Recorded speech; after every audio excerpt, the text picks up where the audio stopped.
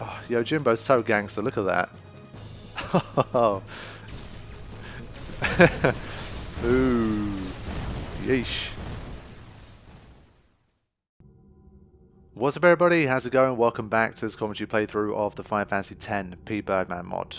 The excitement continues. We have defeated Dark Bahamut and it took a few attempts to really get the battle close to what me and Pbirdman wanted, so you guys would have seen a lot of Dark Bahamut content. I hope you enjoyed it anyway. It's the first time we've had to do this for the Dark Aeons, but it's something that I sort of, if you would have asked me before I started, I would have guessed that it's something that would have eventually ended up happening. And of course there's always a chance it could happen again. So let me start the road to Yojimbo and I'll talk about a few things related to that, because there's one or two things that people mentioned that I think is worth addressing, like fair things that they've mentioned that I think you guys need a bit more information about. So when you have like multiple episodes for a Dark Aeon, for example, obviously you might think, oh no, that means that the mod is getting delayed every single time this happens. That's not really the case. So the way it works is that, let's say, in general, Pbirdman is always very far ahead of whatever I'm doing. So while I was doing like the Dark Bahamut attempts, he was already modding Penance. So I mean, he'd already modded it, but he was making tweaks based on what I've been doing up until this time. So he was already doing Penance when you guys were watching Dark Bahamut play out. So the situation is, let's say I fight Dark Bahamut, we're not impressed with how the battle went. He's currently modding Penance, but then he'll go back and he'll spend a few extra hours working on a Mark II version of Dark Bahamut. So because he already has a template for all of these, it's not the case that he redoes everything from scratch, and that means that it doesn't take him that long to make like a Mark II, and we generally have an idea of what needs to be tweaked for the next version anyway. So all that happens when there's like multiple episodes for a Dark Aeon is that I would finish the mod, I'd finish uploading, and Pbirdman would likely still be going through everything at that stage. So as soon as I defeat Penance, it won't be the case that, you know, next week the mod is ready to go, because there's of course still like logistical things and, you know, stuff that he's made notes of as I've played along, and things that he'll tweak like as a final thing before the public mod too. So that's the gist with that kind of stuff. More episodes per Dark Aeon just means more content for you guys. There's not like an equal delay to the release of the mod every time that happens, because Pbirdman is already far ahead and he still has plenty of work to do after the Penance battle has been modded too. So that's just what I wanted to share with you guys. I mean, he's got to write up the change notes absolutely sort of completely to include everything. What I wanted him to do was to try and combine it with his ultimate companion guide, because in some parts it's difficult to know what's changed and what stayed the same, so you have to cross-reference two different guides to be aware of what's going on. So at least for some of the stuff it would be nice to see what the original stats are and what's changed as well. So there's that stuff, going through the mod from start to finish for anything that he's missed along the way. There's one or two little buggier things that he wants to have a look at as well. He's got to strategize about how to share the mod, where to do it. Is he going to create like a dedicated website for it? Where's it going to be? Even little things like, can it be used on the HD remaster version? He wants to have a look at that too. So, you know, the mod will be coming out. I'm like 95% sure it's going to be out this summer. Will it be like, you know, end of July? Will it be August? I'm not particularly sure, but I'm pretty sure that before September the public release of the mod will be out and you guys would all be able to play it. So worst case scenario, we have so many episodes built up that like it's going to be Pbirdman's got everything ready to go, and I'm still like, well, I've still got 6 episodes left to go. Then we'll probably still just release the public link for the mod anyway, and you guys that have been patiently waiting for so long will get to start playing as soon as possible. So don't worry about it in terms of delays. It's not going to be something that's going to affect your experience. You guys will just have more content to watch, and you get to see more of how these battles develop and turn into something very close to the public version that you're hopefully going to be playing yourself someday. So that's just a note on that stuff. Let's get on with Dark Yojimbo. What I did was, I showed you guys a sneak peek of a save file that I made that has literally everyone's stats maxed, and everyone with like the perfect armors and equipment and all that kind of stuff. That was sort of like my backup. If things were really starting to get out of hand, that was the save that I was going to revert to, and basically say to you guys, well, if you guys want to take on these Dark Aeons at this stage and beyond, 3 characters is not going to be enough, so here's a save I made earlier with some extra prepared characters. This is the kind of thing that you're going to need if you want to win. So I didn't need to use that for the final version of Bahamut, which I'm happy about, and that made me revert back to the original save that I've been using all along, with just Waka, Tidus, and Riku prepared. So yeah, these guys have got their 100 luck and their sort of 60 to 80 accuracy, and we will once again see if 3 characters is enough to defeat Dark Yojimbo, and if not, then I always have that other save that I can fire up anyway, and then we can sort of get to the stage where we're saying, well, from here onwards, just sort of leveling up 3 characters is not going to be enough. You're going to need at least, let's say, 1 or 2 reserve characters that have the stats and that have the equipment to fight the Dark Aeons. Otherwise, it's going to get close to impossible to be able to win. So let's get involved and see what Dark Yojimbo has in store for us.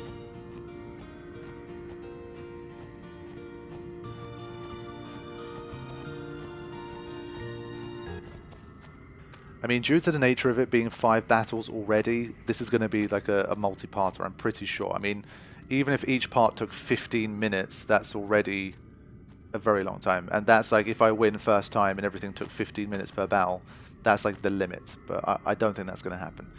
Either we're not going to win first time, we're going to win, like, let's say, battle 1 and 2, and then fail on 3, and all that kind of stuff. So it's going to be a bit of a longer part of the Dark Aeon series, but Dark Yojimbo is always a very important battle because you have to fight him 5 times. So let's see what we got here. Okay. Another one of the legendary Dark Aeon battles coming up.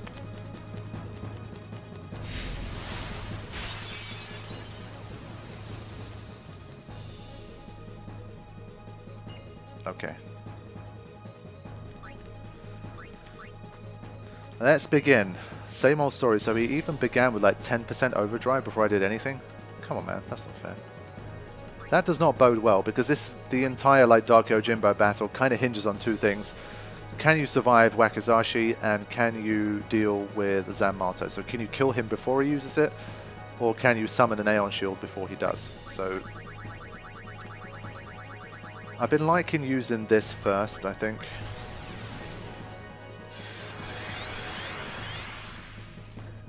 And I'm just going to get straight in with another one. Oh yeah, this is a save before I even upped it to 45,000. Shit. Yeah, I think I might have like overwritten that save or something. So yeah, this is like a slightly more nerfed save. This is like the first one. I took on Dark Bahamut, I think Mark II for the first time with these saves, something like that. So yeah, I think in terms of stats, we're close to like the... Oh shit, that was the wrong move. We're close to like the minimum that we can sort of deal with. I mean, maybe Wakizashi hits like 60,000 now, I really don't know. Okay. Now, one of the most important things about this battle, I feel, is that because you can't leave the cave and you have 5 battles, it's one of these, if you get too like trigger happy with using your healing waters and you only have like, you run out of them by battle 4, then you're really screwed. So I think in terms of like healing, you've got to think about 5 battles here and not just 1. So even if you use the same number, that's only 20 healing waters per battle basically. So I do feel like that's going to become an important factor. We've got to be very, very careful about that. Because I mean, you can get stuck. Let's say it took all of your resources to get to battle 4, and you don't have a way to win battle like 4 and 5, then you kind of just have to abandon it, and you have to go back and think of a different strategy. So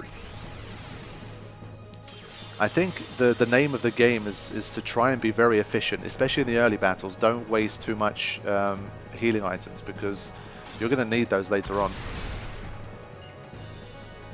Okay, Kazuka was pretty weak. Now that used to give you some breaks. This time around it did not, I think. But yeah, because we have 5 times cheer, protect, and shield, like the sentinel pose, that's why I did just absolutely no damage basically, which is nice.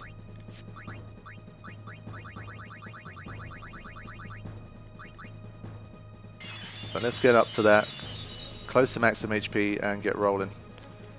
I think I'm going to start from now, actually. So, 100 luck and 83 accuracy from Waka. Let's see, is it enough? And 5 times aim, of course. Very important. It is, and maximum damage too. Okay, so his defense is pretty low. I think it's definitely lower than Dark Bahamut's. And I'm pretty sure that was the case in Vanilla too. It's not some, like, a new thing. So it used Kazuka as a counterattack, and it doesn't have... yeah, it doesn't have the brakes. That's good. So I do have a... Oh, he missed. That's not good. I do have a word on Kazuka. The Pbirdman hinted something like this to me. And he said, like, there was something that in the modding I wasn't able to... Oh, wow. Okay, that is not good. That's more misses than I would like to see. That's not a good start.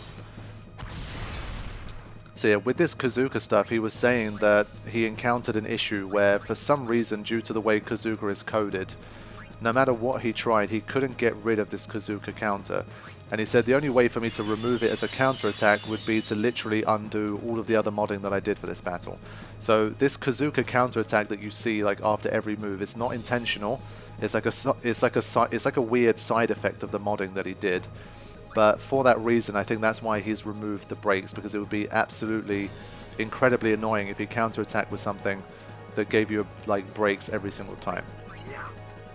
And I think that's why it's a little bit weaker as well. So we will be seeing Kazuka after every move.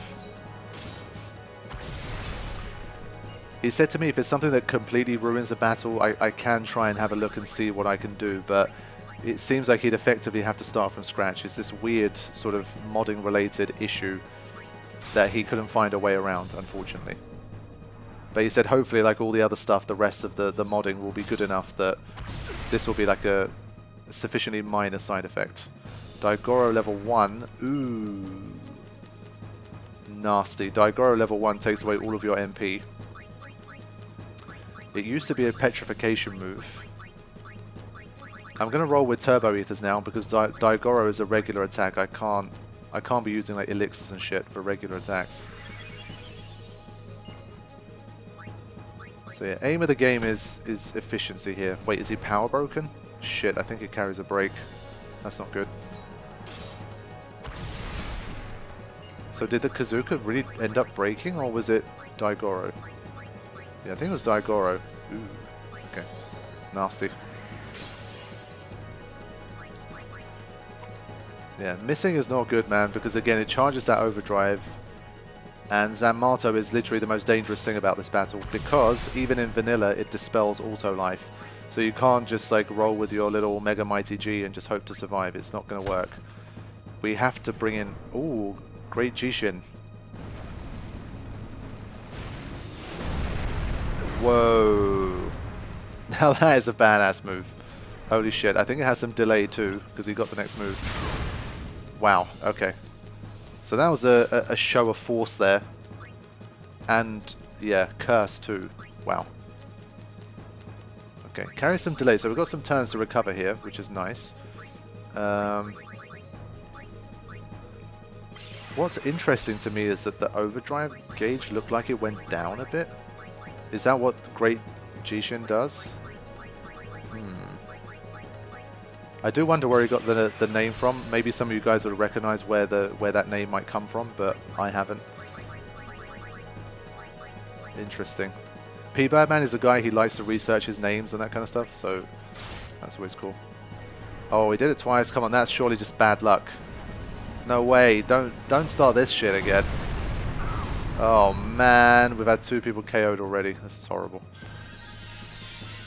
Well, this has basically reset the battle almost. Wow, that's horrible. And he's got the next move as well. So it's like a Quake sort of move. So yeah, we're definitely not going to be able to take him out before the first Zanmato. That's not going to happen. It's not good. And we've got to deal with 5 of these. Yeesh. Yeah, trouble in times here. I have a feeling I'm probably going to have to up my accuracy stat or my luck stat here, because I can't afford to miss. But if you look at, again, if you look at the Great Jishin move, his overdrive gauge has definitely gone down. So I think this is the first time we've ever seen a move that brings down the overdrive gauge, other than like Jekt, the trigger command to talk to Jekt.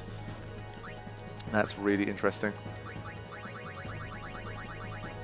But yeah, that Great Jishin counter-attack is very dangerous. So we have to maintain a lot of HP at all times.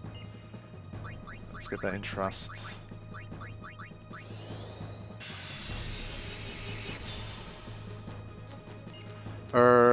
I think this time I might go for... Shit, what did I have to mix with this? I forgot.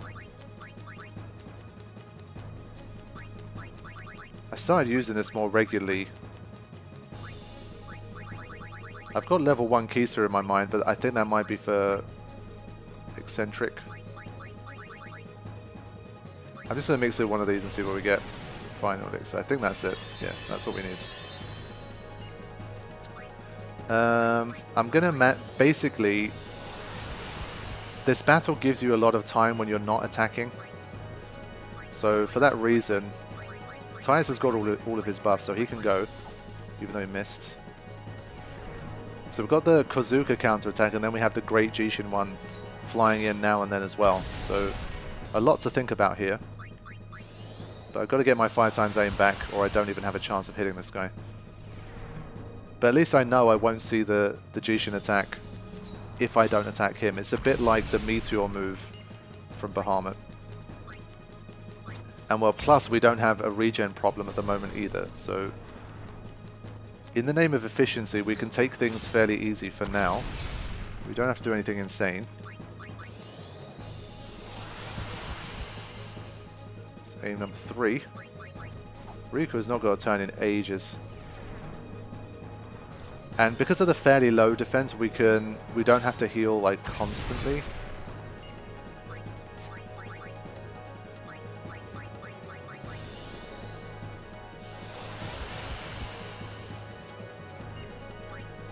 Okay, that's got to be 5.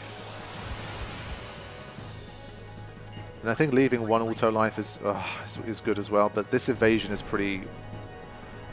I mean, if its evasion gets worse with each battle as well, then this one of these, again, we'll have to come back with better stats. We won't be able to deal with that. What I will do is start to use some quick pockets now and then, because X potions aren't really being used, and to save healing waters I think it might be worth it. There you go, okay. But I need to see the slump. That's how I know I've made progress.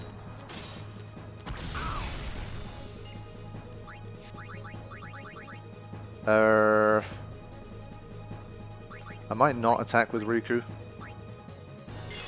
just so we don't pump the overdrive gauge with her misses and less powerful attacks potentially. Yeah, we're going to be in for a ride with this one. I can tell.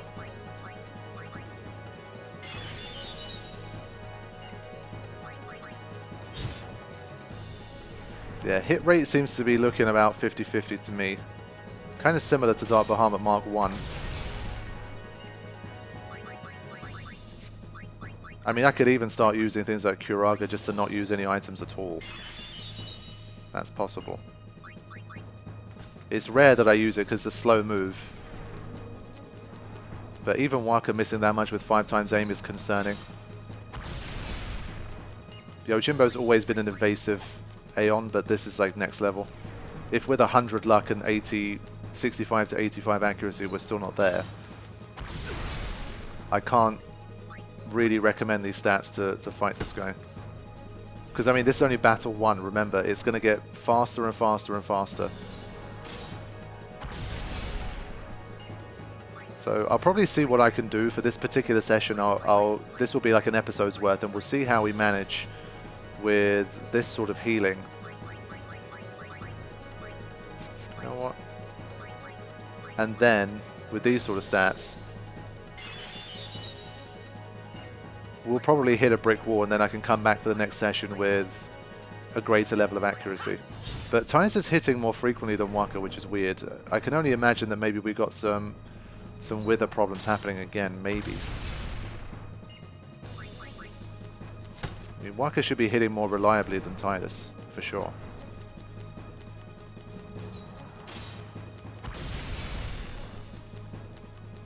We're Just got to keep an eye on that overdrive gauge. No auto life reprieves. Very important. And if anything, I'd like to see a great Jishin now.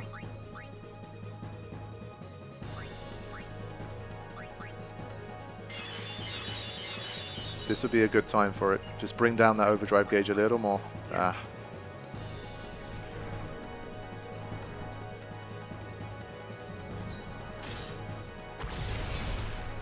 I don't have 5 times cheer, but because his defense is weak, I'm just kind of rolling with it for now. And unless I see Daigoro, there's no break situation happening either. Do I want to risk the hit? I don't.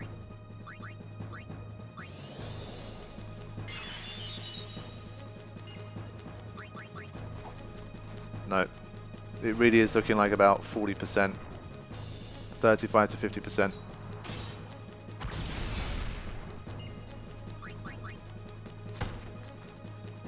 Okay, here it is. Let's see. I mean, especially in the earlier battles, this is actually a good move for us because it... Oh, I think it must have a death percentage. I think that's what that is. Something to remove your buffs.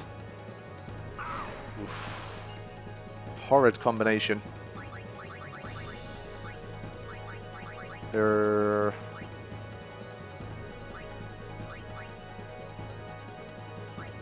Again, we've got plenty of turns though. Because the overdrive gauge has gone down a little bit as well, it's kind of almost like fair play in a way. He knows it's like a difficult, crippling move, so he throws you a bone by giving you a few extra turns to breathe and kind of prep yourself again. So I like that. Okay. But yeah, we're starting to encounter the sort of losing buff problem. This is something I've been mentioning quite a lot. It's something that we definitely need to see more of, because if all you need to do is get everything set up one time and then you're good for like the entire rest of the battle every time, then that's probably not the best either. It needs some balance.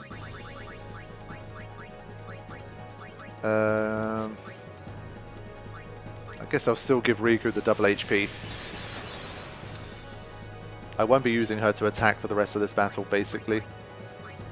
And I'm still scared enough of another Great Jishin that I won't attack with Titus right now.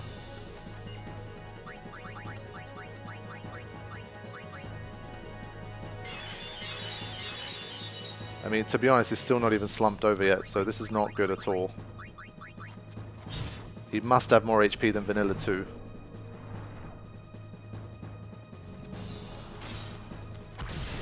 I mean, we'd be done with like Battle 3 by now, if this was Vanilla.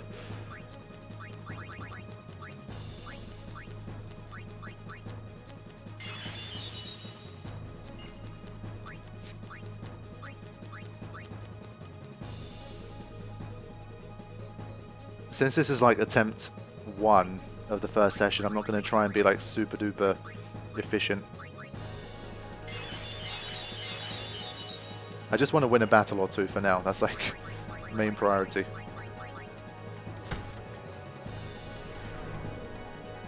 We haven't even seen a slump, and it's been like 15 minutes probably already. So this is what I mean about Dark Yojimbo is going to be a few episodes. I'm sure some of you guys would love it, but I'm not a fan of uploading like 3-hour sessions as entire episodes. I mean, that's like 6 episodes worth of LP content for me. I mean, I always keep these episodes longer, and some of them run over 2 hours sometimes, and that's fine. But there is a limit. I'm not gonna upload like regular 2.5 hour, 3-hour episodes for you guys for this. I'm sorry. It allows me to continue to keep up weekly content instead of using it all up as well. So I personally liked how I've done it. I know it's obviously never going to work for everybody, but sort of 45-minute to 2-hour episodes, depending on what content we got every week, I think is pretty nice. When it's closer to 2 hours, that's more like basically what I upload during the week for like a series. So it might only be 1 episode, but it's thick.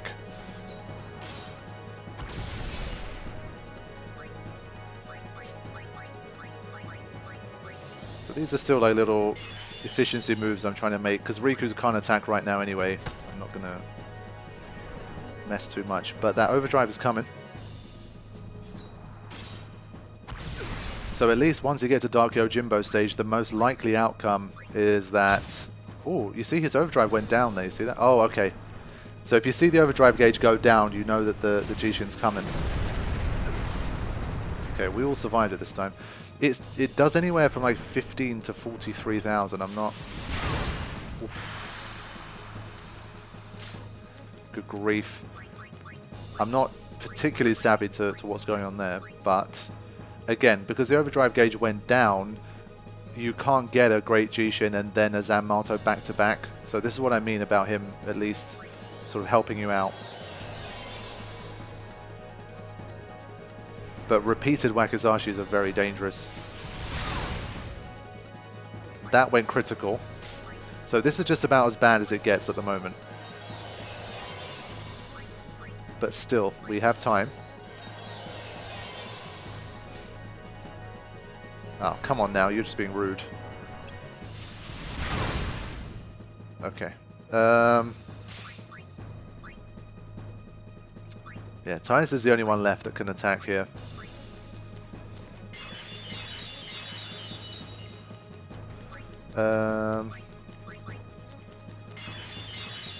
I think at this stage I'd rather not see a Great Jishin. I'd rather just... I mean, it would bring the overdrive gauge down again, but oof, nope.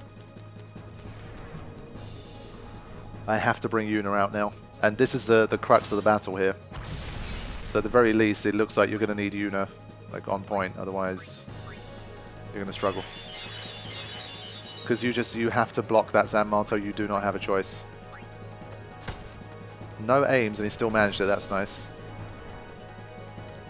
I don't think I can kill him before this overdrive. Definitely can't see that. Ugh, nasty move. Nasty move.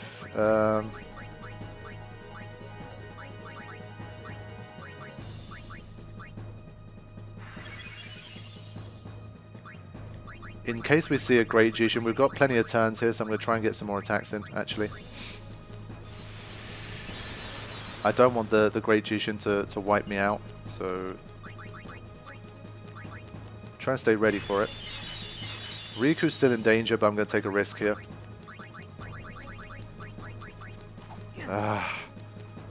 But yeah, there it is. I did say I was going to take a risk. Let's see what happens here. I'm just trying my best to not see that overdrive. Oh wait, what? Ah, he got hit with the death and everybody else survived. That's some bullshit. So at this stage, if it's a Wakizashi, we die, right? For that reason, I have to be careful.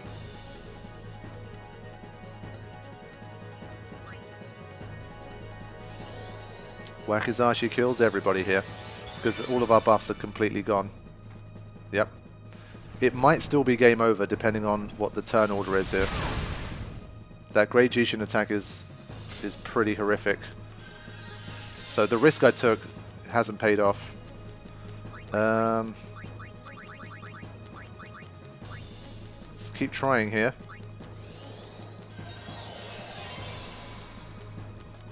Okay. Still in with a shot. Is very interesting at this particular stage, sort of teetering on the edge of that Zanmato.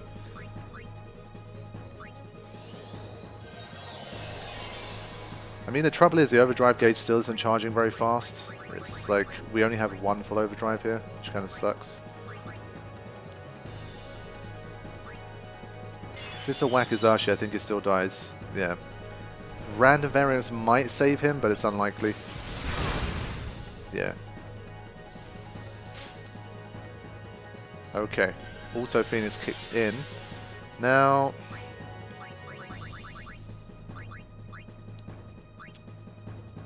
again, at this stage, I feel like I've got no choice. I've got to keep using these healing waters, man. Otherwise, I'm not going to make it out.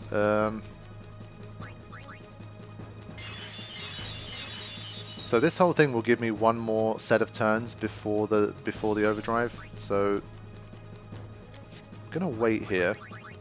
Still not going to summon yet.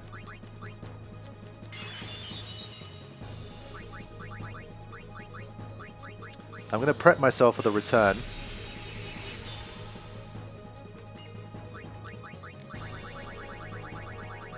Okay, here we go.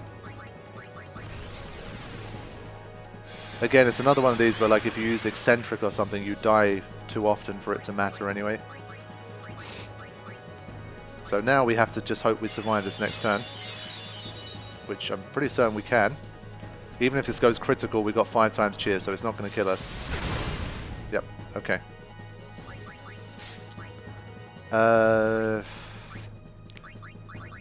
I'm still scared of Great Jishin, so I'm going to use the healing water. Right, let's go for it. Ah. He's just too evasive, man. I really don't think these stats are it. I'm just trying to be cheeky and just kill him before that first Zanmato, but I'd probably need like 6-7 more hits for this. It just won't happen.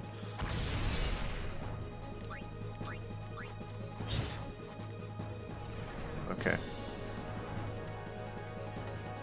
I think we've rode our luck as far as we can go. We're gonna get hit with that overdrive.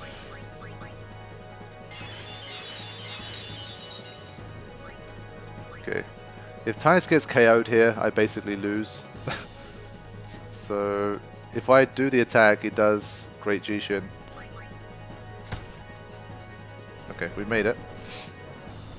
So in terms of Zanmato timing, that's about as best as I can manage. And now is the acid test, because I should have prepared her. I thought maybe I'd get away with it not seeing a Zanmato, but this is really not ideal. Okay, let's see that first Zanmato then. It'd be funny if it wasn't Zanmato somehow, like he didn't use it for the first battle or something. After all this talk.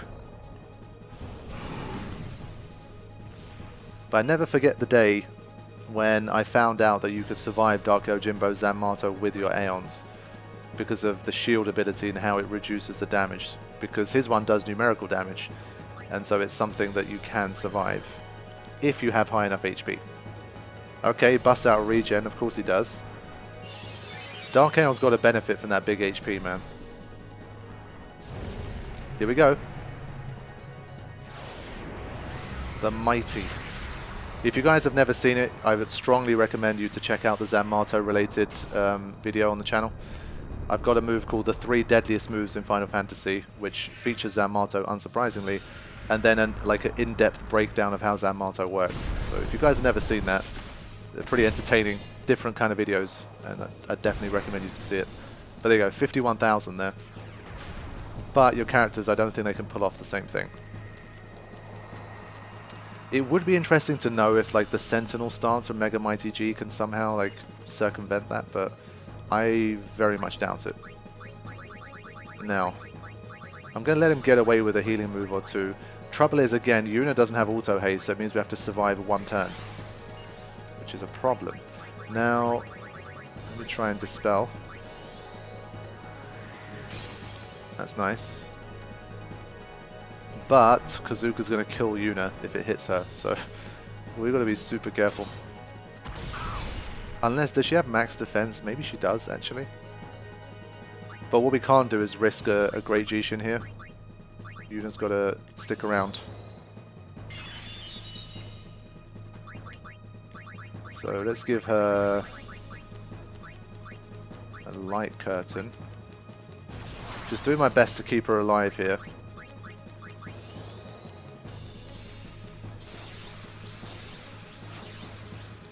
I'm hoping that even if it's Wakizashi, she survives this. If we can, then we've got a nice big old window before the next Zanmato and we should be safe. Yeah, okay, we're good. So Yuna, you can see what a liability she is right now. I might have to look into that and see if there's anything I can do before the next battle, but I doubt it. Right then, let's get back to business.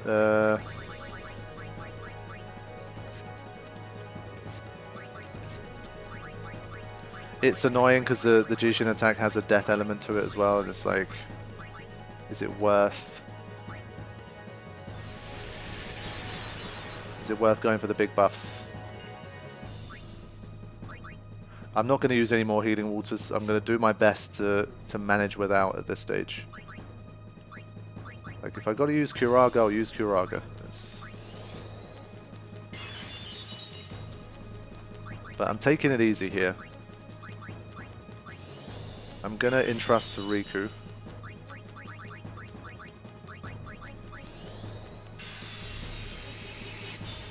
So that we have a final elixir, like, ready to go after a great Jishin happens.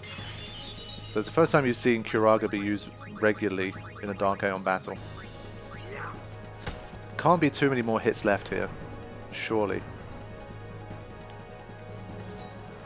But I've not seen the Great Jishin do more than 45,000 damage, so unless it's obviously the death portion, which I can't avoid anyway, I think staying above 50,000 HP or so is decent. So I'm going to wait this one out. Let's do this. And then we should be able to attack a bit more freely. I can always charge my overdrive before the next battle anyway, it's not a big deal. Okay. Here we go. This is the final push to at least win battle 1. Get a little bit of momentum going. My hope would be that I could win at least 1 and 2 for this like first attempt. Maybe 3 if I'm lucky. But I don't trust it. One thing, of course, we don't know, I haven't asked Pbirdman about this yet, but I will ask him, and I'll probably annotate it as of this point once I find out. But to what extent is he able to make the different Yojimbo battles different in terms of like their mechanics and stuff? So does he have a fixed number of slots for all 5 battles, and he can only change the stats, for example? Or like he can only change the speed of the overdrive gauge, etc. I don't know. I guess we'll get a big clue as we continue on, but if you see the battle sort of playing out the same 5 times, and your suggestion is, oh man, I wish it was like 5 different battles. Like oh, there we go. 5 very different battles. Oh, look at this. Oh, Yojimbo's so gangster, look at that. Ooh. Yeesh. I mean, we're equal to this, thankfully. Surely, right? Whoa. Okay, Auto Phoenix as well. It was a strong final move, and I love that gangster walk as well. Damn, just did a pimp walk and then just slapped us up at the end. Excalibur and 3 Dark Matters. Okay, so there we go. That's battle 1. What we can't do is leave. At least we won the first battle the first time. That's a good start. Okay, so what I've got to do is... Okay, so one risk that I took in the battle was to make sure Riku had a full overdrive so that I didn't run into any like healing related problems, but an important thing to note here is that during this sequence you don't have a way to recharge your overdrive outside of the battle. So if you want to come in and use your, like, you know, Mega Mighty G and all that kind of stuff from the beginning, well, you're out of luck, because either you have to be very smart about it and you have to make sure you always leave at least 1 person with a full overdrive, and if you don't, then you run into this problem here. So I don't have any no encounters equipped, but it doesn't work. So that's something that's important to note. It's always been a bit of a problem in this battle. So what we'll do, let's see.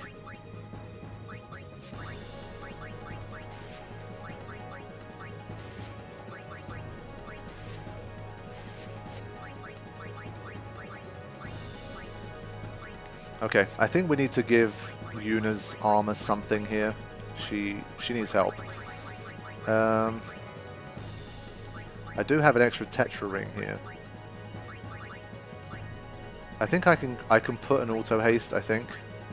I can. Okay.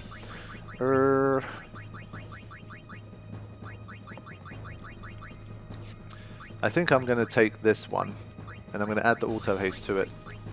I can't put ribbon, unfortunately. Auto haste. I think I'll leave it at that for now. I mean, I don't think Wakizashi is going to get any stronger, and so I feel like with her like defending or like 5 times cheer and that kind of thing, we'll be able to keep her alive after Wakizashi. I think auto haste is kind of a bit more important, so that when she dies and comes back, she has a greater chance of having a turn, so I can get her out of the battle. So I think we'll just keep it like this for now and see how we manage. So let's move on to battle 2. I mean, item wise already, 11 X potions used and 19 healing waters used. So yeah, it's going to be tough. Let's see. So normally, pretty much the only thing that really sort of changes is that the overdrive gauge goes up a lot more quickly.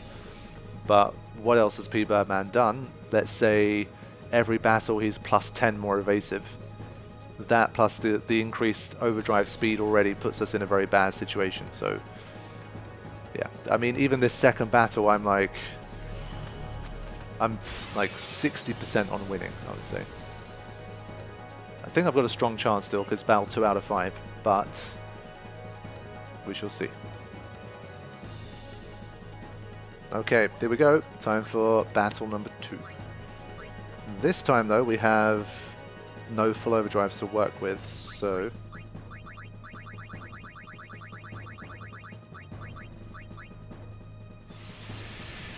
we need at least a couple of in-trust turns here.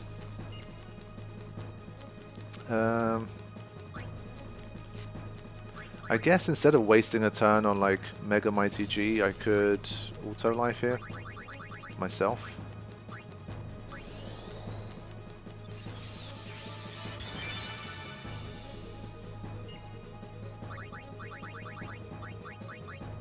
But yeah, without 5 times aim, you ain't going nowhere. The odds are going to be very low, so I pretty much feel like I have to start every battle with that. Okay. Thankfully, we get enough turns at the start here to make progress.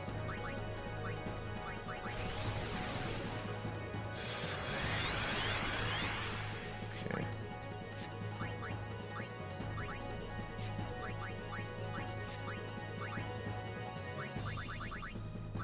Yeah, the Great Jishin attack can do over 45,000, so that's one of the problems that we have as well. So I think before I start going on the attack, let's use some early healing. Especially like at the very start here, I'm going to go efficient again.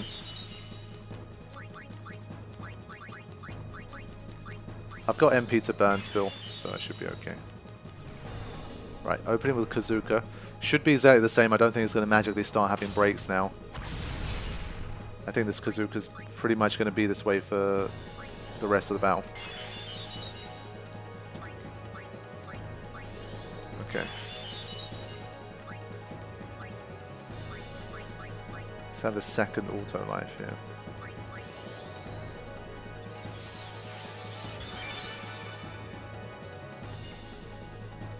Okay.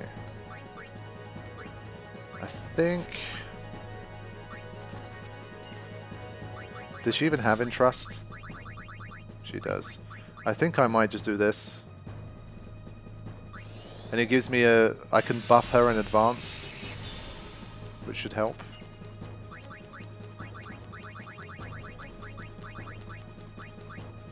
Only thing is she doesn't have ribbon, so if she gets hit with a Daigoro and it still carries the petrification from vanilla, then we could have problems. Let's see. I mean, if Yuna's petrified out of the battle, then we're finished anyway. Yuna got hit hard. But she has auto haste, so I'm still going to try and prep her here. And well, you know, the overdrive gauges are being helped as well by this, so...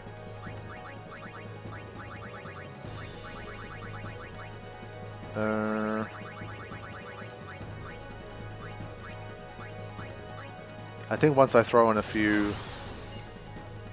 Ah, well, I guess we have the problem of Wakizashi. Because of the luck difference, I think she's getting criticaled a lot here.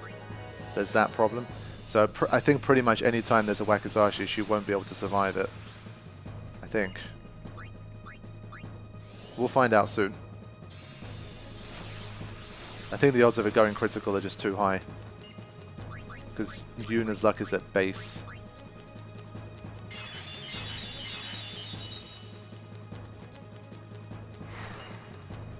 Okay. Yeah, so it didn't say level 1, it didn't take my MP, but it had that animation. So there's also a risk of... there's also a risk of petrification here. So Yuna is in a dangerous situation.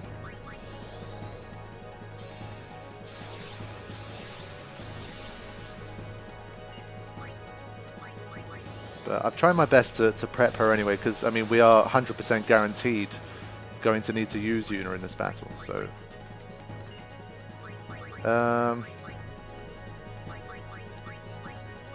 right.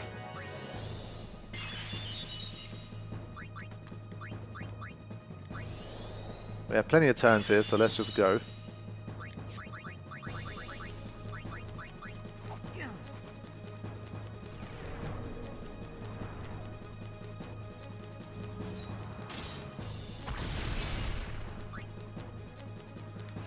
I think if I'm above 50,000, especially with Waka and Tidus, I'm just going to attack.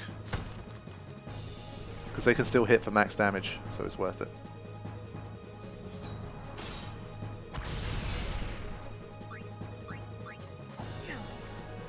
Yeah, Tidus is still missing a lot.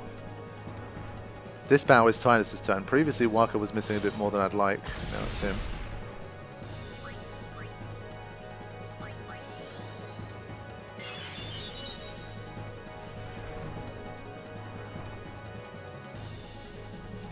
So mechanically it's looking the same so far.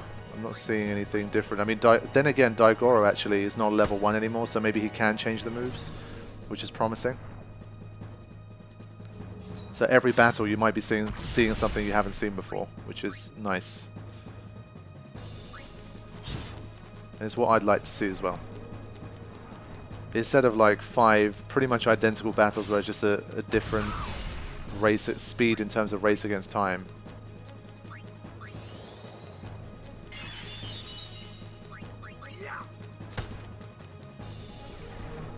No Jishin yet.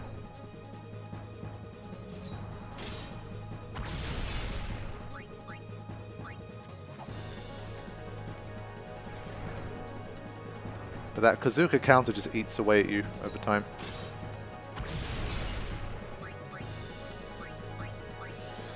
Not going to use my overdrive until I have another one. I mean, I could, you know, like Mega Mighty G and stuff, but I'm just not going to do it right now.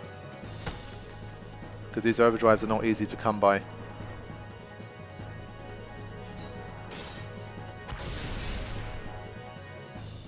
I'm not going to attack here in case we get the Jishin counter and then it uses another move after it. Since our MP is not being drained, I think using Kuraga is probably wiser. It slows the battle down, but it makes us use less resources, so I personally like it. But you can see that overdrive gauge just pumping. So whoever's got the lowest HP at the time just gets a little boost. I do wish Kuraga healed for a little more. Compared to everything else, that's why you normally almost never use it, because it's just... it barely does 2,000 or 3,000 more damage. Okay, so here's our first Jushin.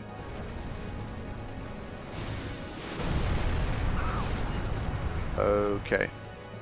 Well, that could have gone a lot worse. I'm happy with that. And we got the benefit of the lowered overdrive gauge. So I'm pretty happy with how that went.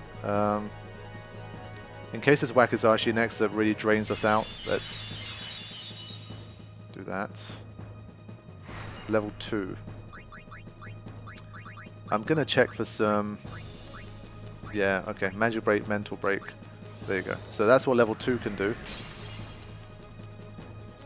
It's got the petrification moves, and it can do that.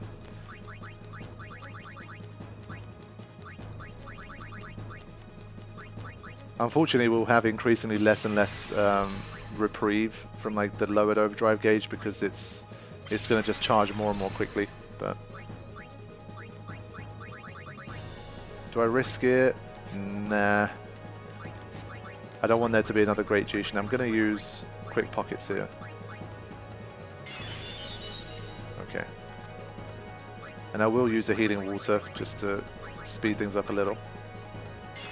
We're getting closer to that overdrive, so I want to do as much as I can before it hits.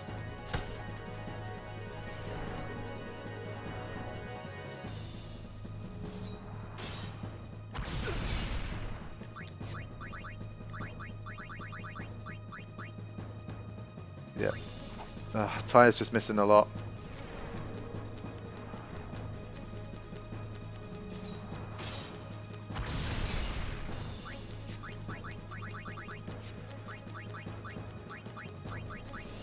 And every time that overdrive gauge just goes a little bit higher.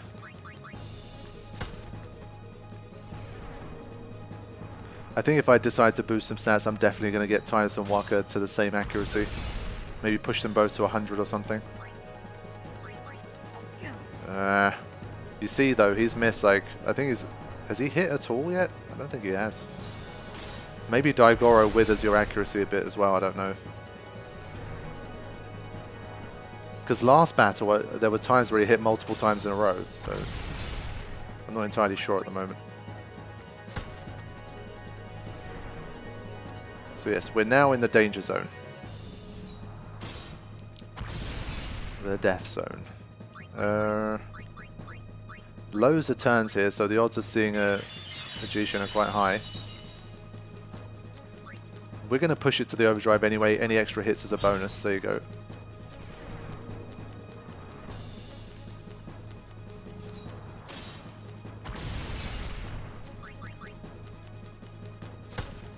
But yeah, the mechanics of like not allowing for a Zanmato to directly follow a counter attack like Great Jushin, I think is very smart. It's very good modding. Because that would have just been unfair.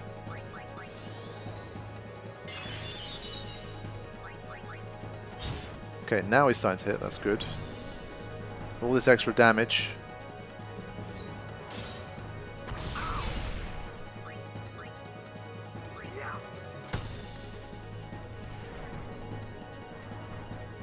So it's going to be summon and then mission protect Yuna. Protect Mishuna. Yeah.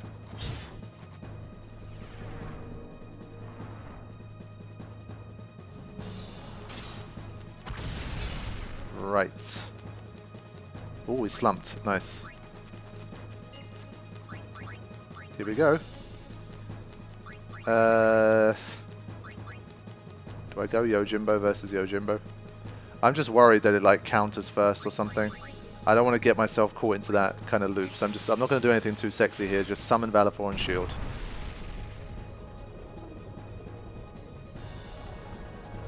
I guess if anything, if I have a full overdrive, I can use Yojimbo Zanmato. I think that does a guaranteed 200,000 damage, so it could help me in a pinch.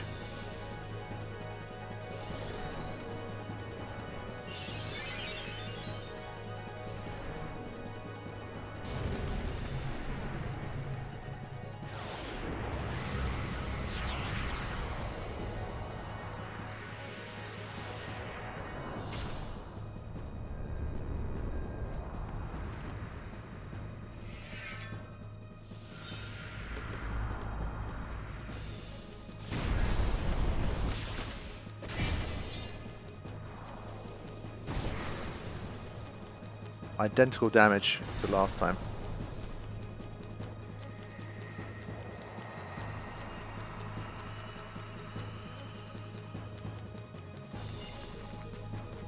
Okay, here we go.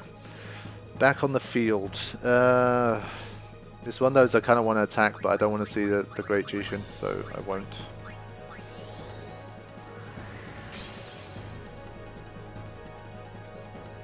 I wonder if there's a chance of it countering that with the Jushin as well. Probably, but it's generally low. But once you have to start facing like 3, 4, 5 or more Zanmatos, then I guess the risk just keeps going up. Wait, I can change weapon in this one? That's interesting. That means that there probably isn't a wither move. I think because withering is something that can get rid of the wither. If he's allowing this, that probably means there isn't one. That's my guess. So these are just free turns here. Let's just use some turbo ether. Why not? I'm just trying to get as many turns as I can after Yuna.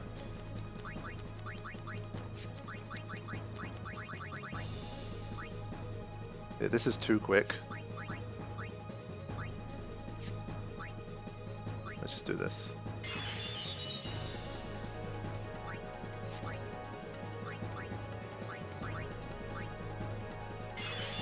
Okay, bring Riku back on.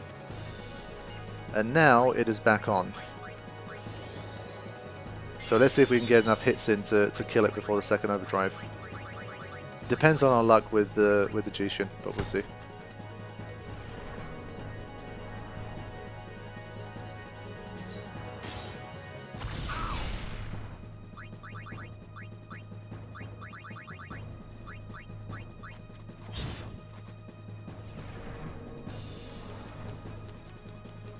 I do wonder if that regen should be like undispellable for 10 turns or something like that. I feel like it would help. Because right now it's pretty redundant because it won't get to... You can dispel it so it won't get to heal very much.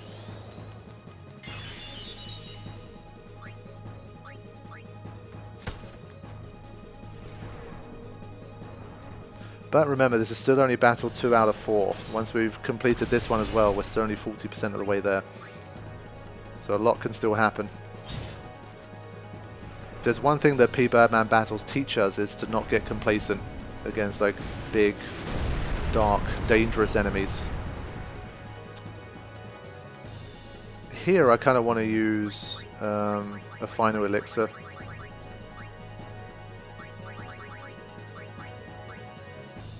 Just to save items and to do some quick healing. So for that reason I'm not going to attack.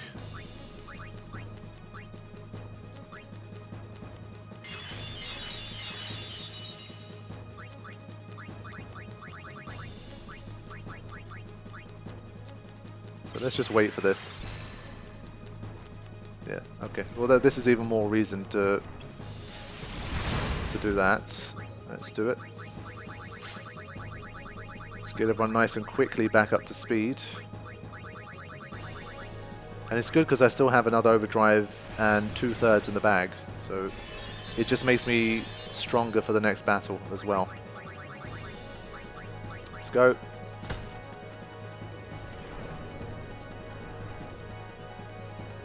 I feel like maybe this Kazuka should have like a 5% chance of like breaks. Because you see it so much, it would be really, really lame to have it like a high percentage, but just enough to sort of make you think now and then, just to make you recheck. But then again, I mean, it drags it out even more. Like, imagine you knew there was a break risk. Literally after every Kazuka you have to do this, basically. You'd have to do that hundreds of times over the course of the session, and that's just long. So I take back what I said. Probably not a good idea. I think it should stay like this. If it does have to be this permanent counter, I'd rather not have it break anything. Maybe if it had like an overt visual thing, like a 5% chance of poison which bypasses ribbon or something like that, then maybe. But the whole like having to watch the animation every time and then scroll through the menu and check and all that kind of stuff, it really just adds a lot of dead time to the battle. So I think there is scope for something there. I feel like there's definitely something, maybe like even zombie or something. A 5% chance of a bypass zombie. 10%, I don't know. That could be interesting for sure.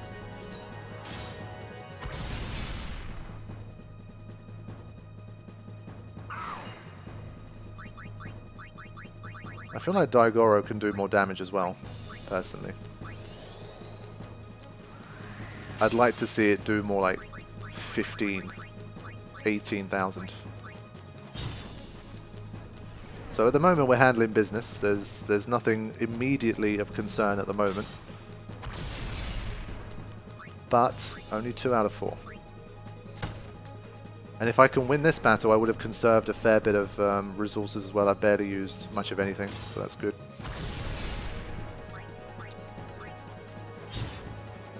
And the hits are coming in more consistently as well. That's good to see.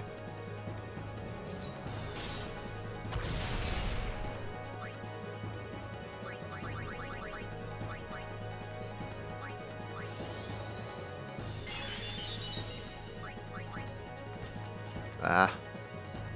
He says, and then he misses, of course, with Waka, the person who's most likely to hit.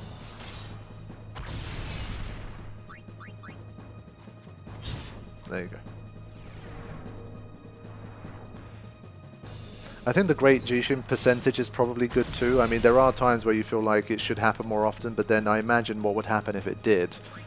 And I think the battle would become an absolute, like, wreck if that happened. If it happened once every, like, 4 or 5 attacks, it would be horrible. I think this is a good sort of sweet spot. But I love the animation. It's really nice. It looks so cool. It's one of the coolest animations I've seen so far. And this is a big part of what Pbirdman experiments with, you know, seeing which battle animations can work for which move and that kind of thing. And it's a really important part because at the end of the day, it's mostly just aesthetics, but when you get it right, it just adds so much. It really makes it feel like it's a mod. So I always appreciate the effort that he puts into that sort of stuff. So don't forget about the naming and the animation side of things as well. It's important, man. It adds a lot. I'm gonna go for a round of Kuragas here, just on everybody.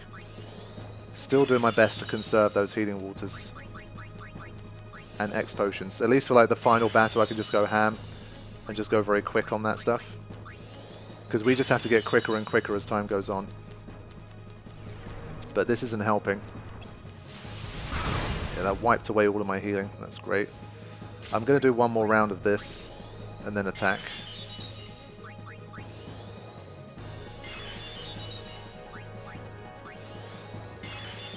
I am wondering if there's going to be like a level 2 Wakizashi where it takes away MP as well. That'd be horrible. So depending on the moves here, we'll either take him out before the second overdrive or just after, most likely. That's what we're on schedule for.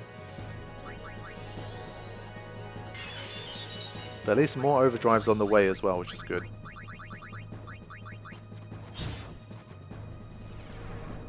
I'd say we're probably like, again, 6-7 hits away maybe? I'd like to think. Oh, okay, well there you go. So we've got two auto-lifers here, so even if, you know, it goes wild, we're still fine. But that strut is just, that strut is everything.